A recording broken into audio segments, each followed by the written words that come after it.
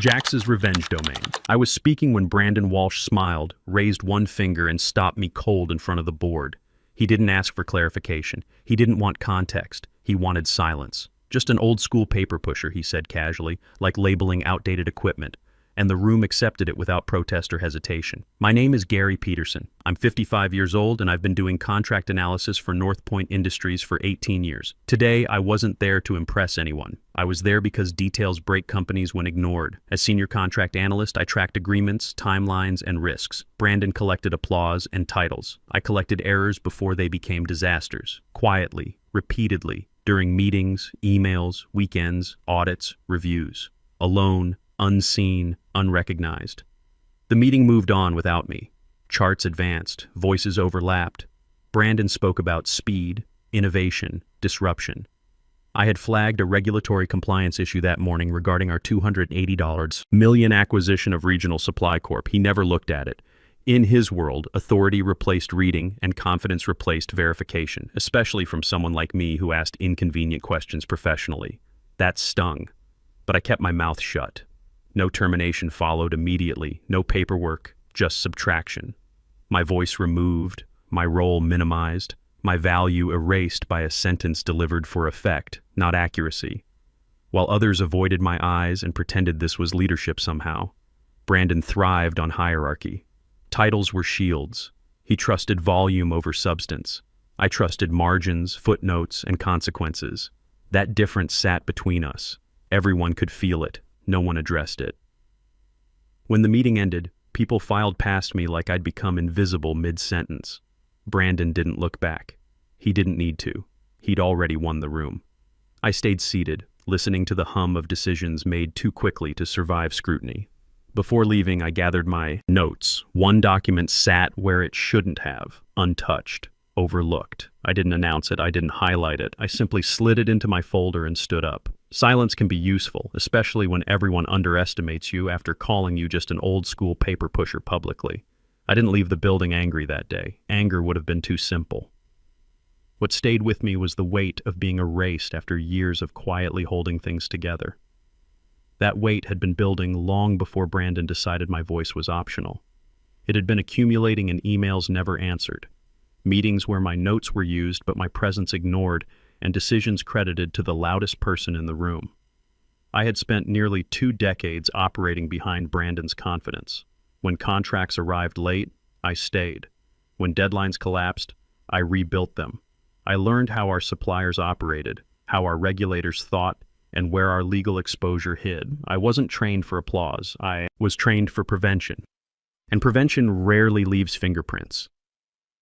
Brandon loved momentum and bold language. When deals closed cleanly, he praised his instincts. When something nearly failed, he praised his leadership for catching it early. No one asked who caught it. No one asked why the same issues kept disappearing before they reached his desk. I learned early that correcting him publicly wasn't rewarded. Quiet fixes were safer for him and for the company. There were moments that should have mattered. A supplier certification that didn't match updated standards. A compliance filing that missed regulatory changes. A contract clause buried so deep it would have surfaced only during litigation. Each time I intervened quietly. Each time Brandon walked away looking decisive. Each time my name stayed out of it. What made it worse wasn't the lack of recognition. It was the assumption that my work was automatic, incidental, replaceable. Brandon began referring to me as support, even when I was the one explaining consequences to his legal team. In meetings, he summarized points I had drafted hours earlier, reshaping them as spontaneous insights. People nodded. I stayed silent. The imbalance sharpened over time. New executives joined and never learned what I did. They learned what Brandon said I did. That difference mattered. It meant I was invisible when things went right and exposed when something needed blame. The structure rewarded confidence, not accuracy. And Brandon knew how to use that to his advantage. Still, I stayed, not out of loyalty to him, but to the system I understood better than anyone else. I knew how the contracts linked together. I knew how one signature affected another department 3 steps away. I understood the regulatory chain not as documents, but as consequences. No one else had ever taken the time to map it fully. That knowledge became isolating. It sat with me during long evenings and early mornings. It followed me into meetings where I listened more than I spoke. By the time he dismissed my warning in that room, it wasn't the first time he had dismissed me. It was just the first time he did it out loud. And as I walked back to my desk afterward, one thought stayed steady beneath the resentment. I wasn't just a witness to how this company worked. I was the only person who truly understood how everything connected. At 55, with 7 years left until I could collect my full pension, I needed this job. My wife Sarah had been dealing with medical issues since her surgery last year. The bills were manageable, but only if my paycheck kept coming. Brandon knew this. We all knew he knew this. That realization would matter later when silence stopped protecting them and started protecting me instead. I found the mistake late, not because it was hidden, but because no one else slowed down enough to see it. The acquisition documents were already circulating, stamped urgent, pushed through inboxes like a race everyone pretended was strategic.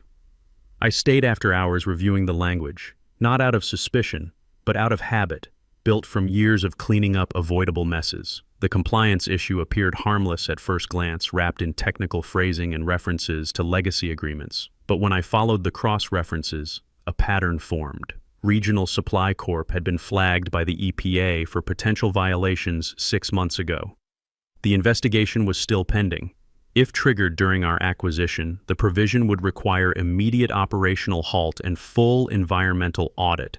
It was rare, overlooked, and still legally binding. Worse, it didn't require employee status to activate. It required proper notification to the regulatory body.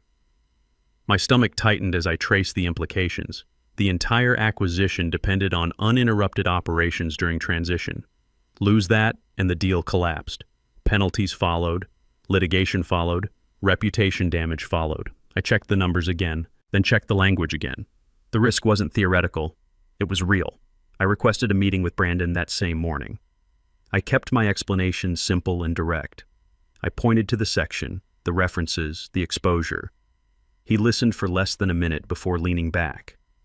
He said we didn't have time for hypotheticals. He said legal had reviewed it.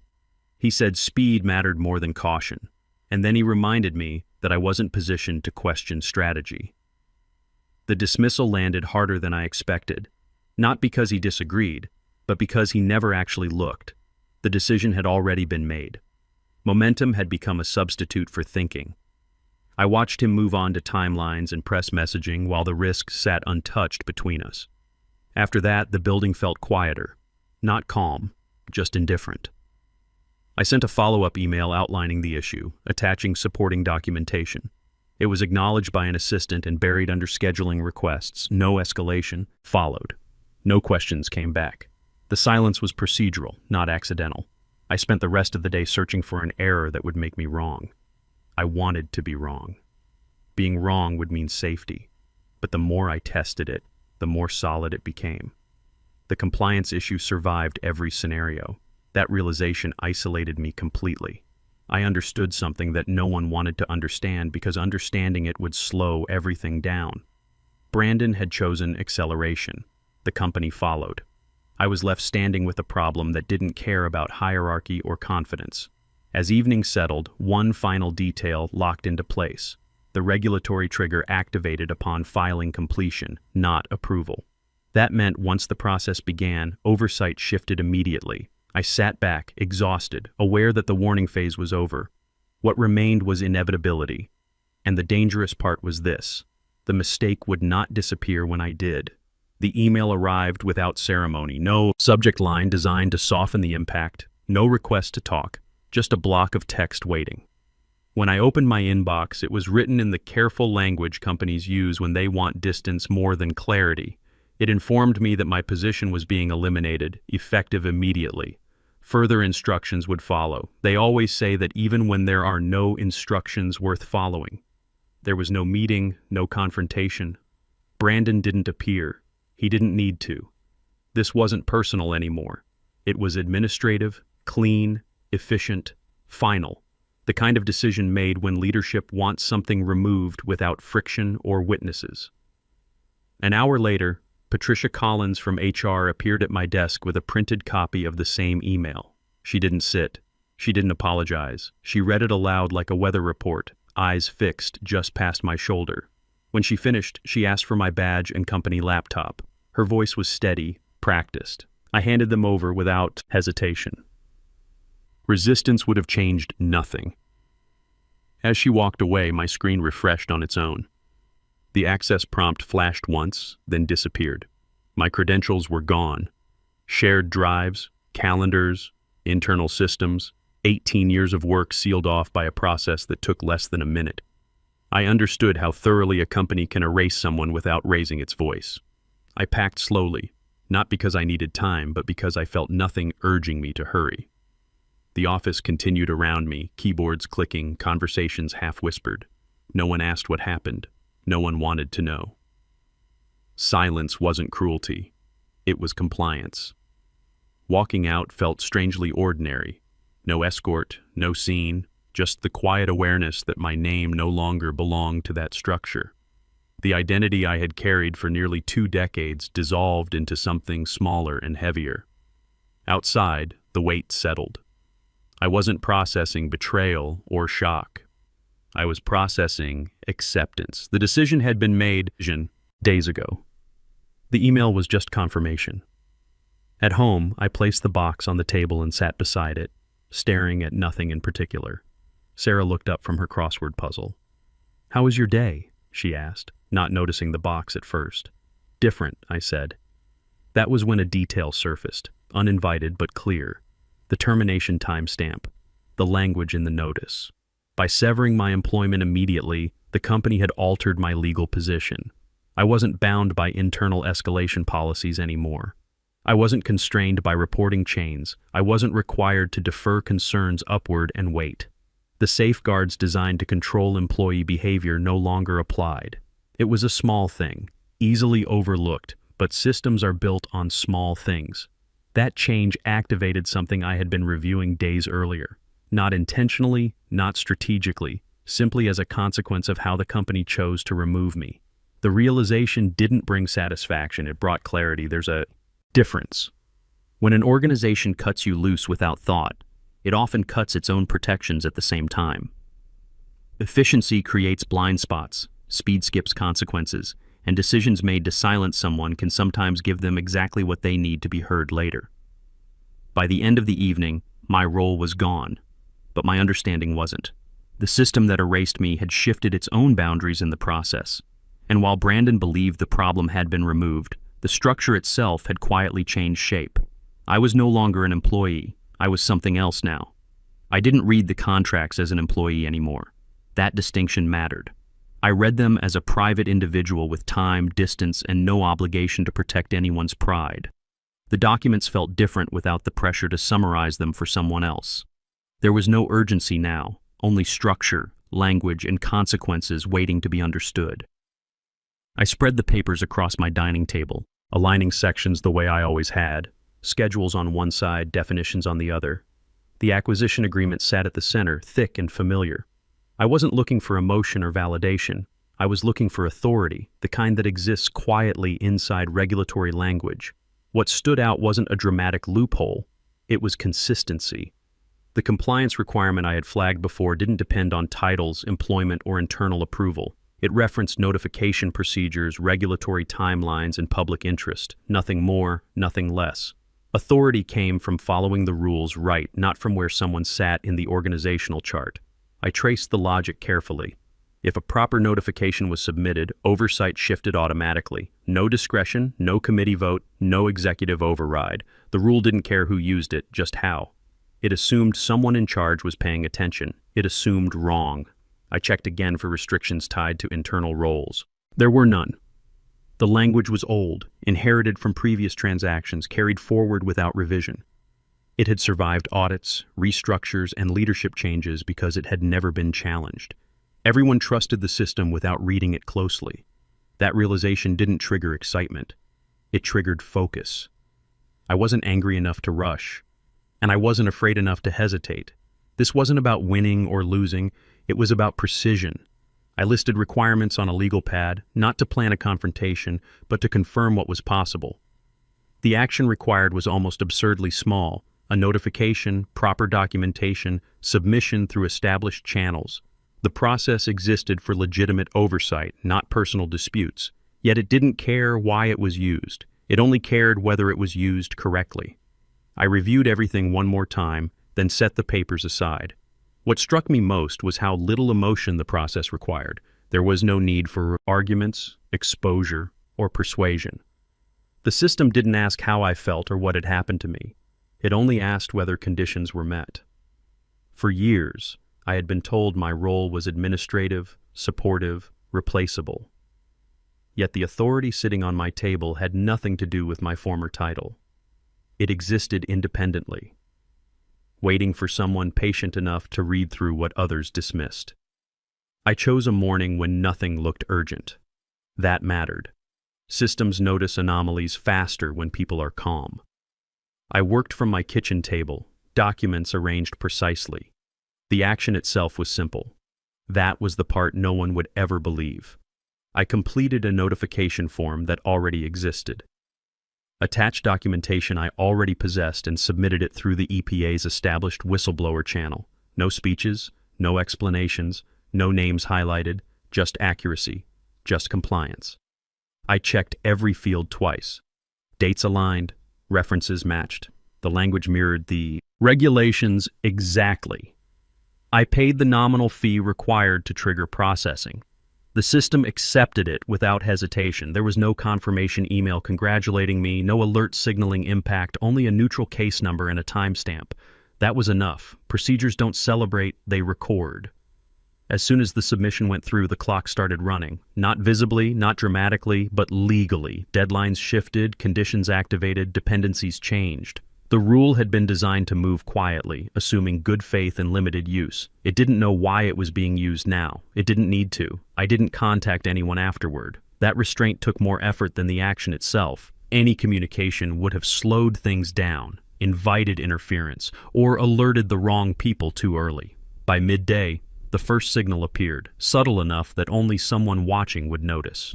A regulatory database updated its status automatically. No human had touched it yet. The system had simply acknowledged a change in condition and adjusted its records accordingly. People think authority comes before recognition.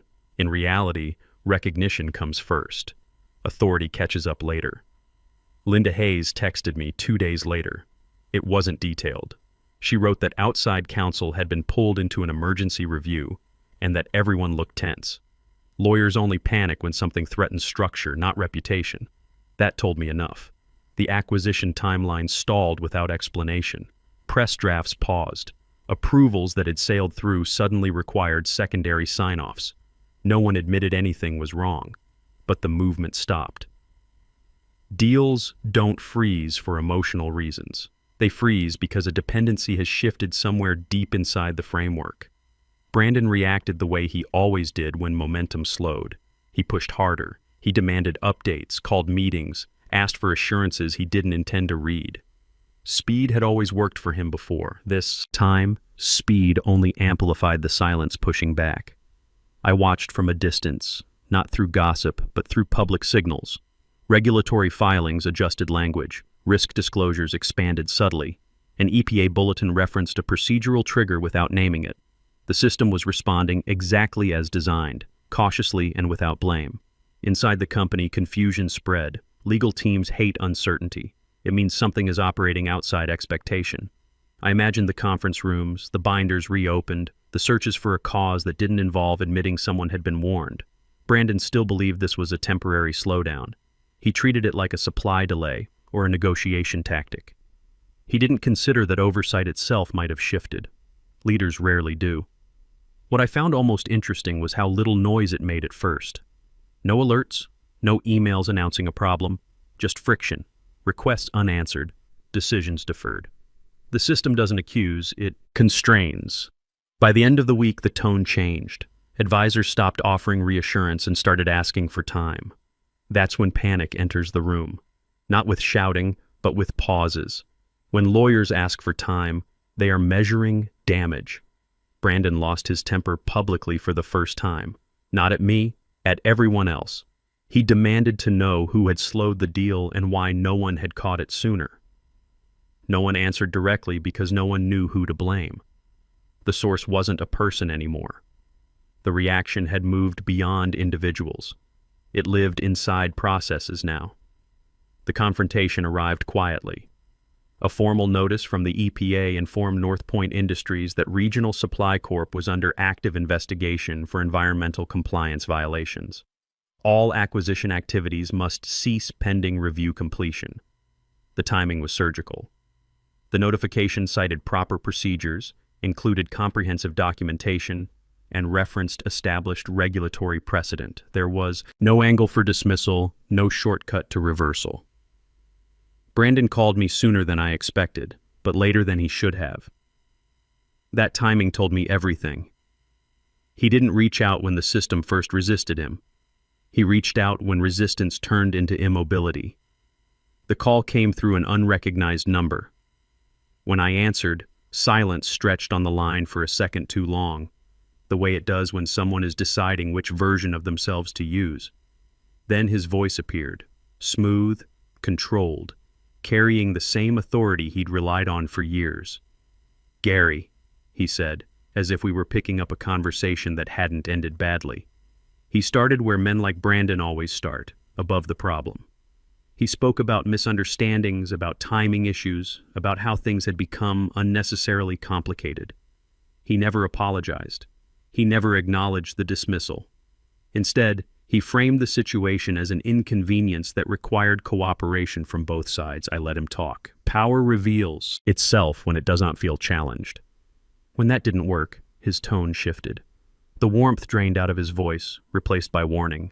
He reminded me of confidentiality clauses, of reputational risk, of how quickly narratives can turn against people without platforms.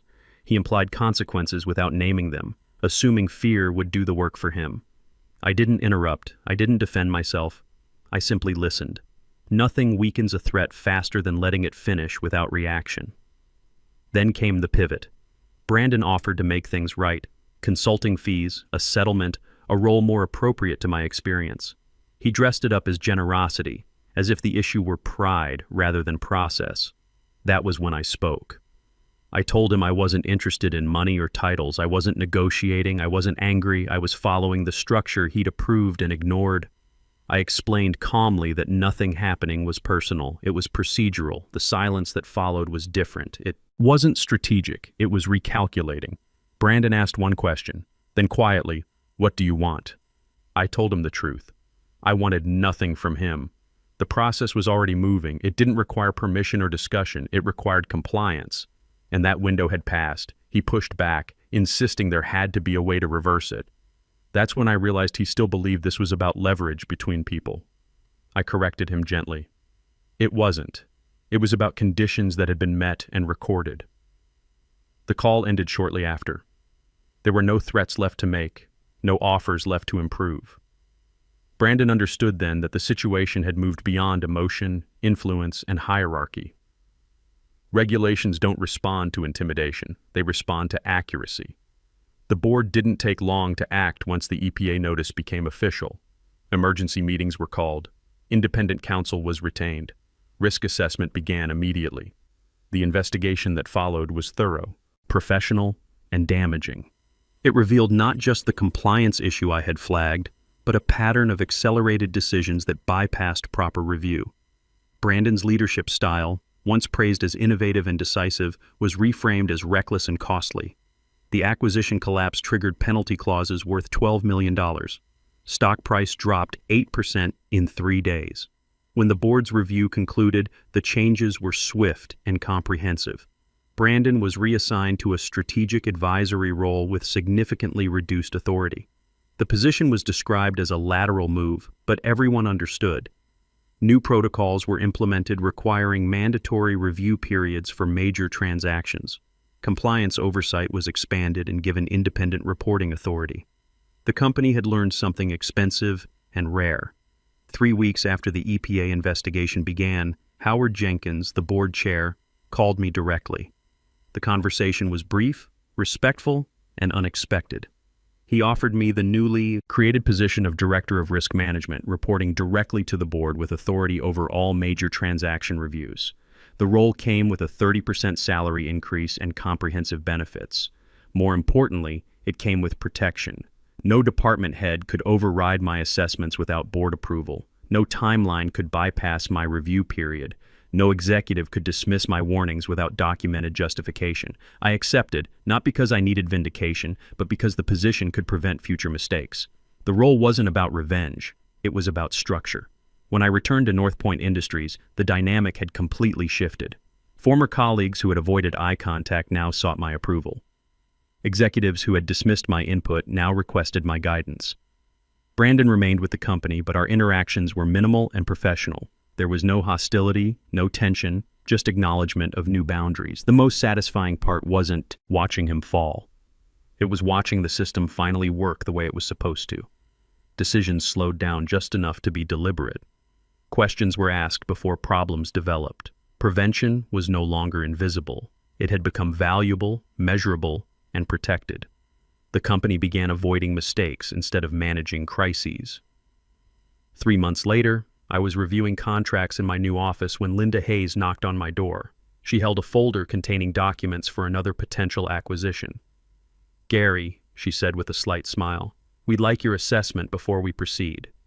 I opened the folder and began reading, noting the careful language, the proper cross-references, the deliberate pacing of the timeline. This was how things were supposed to work. The system had corrected itself, and I was no longer fighting against it. I was part of it, protected by it, and trusted to maintain it.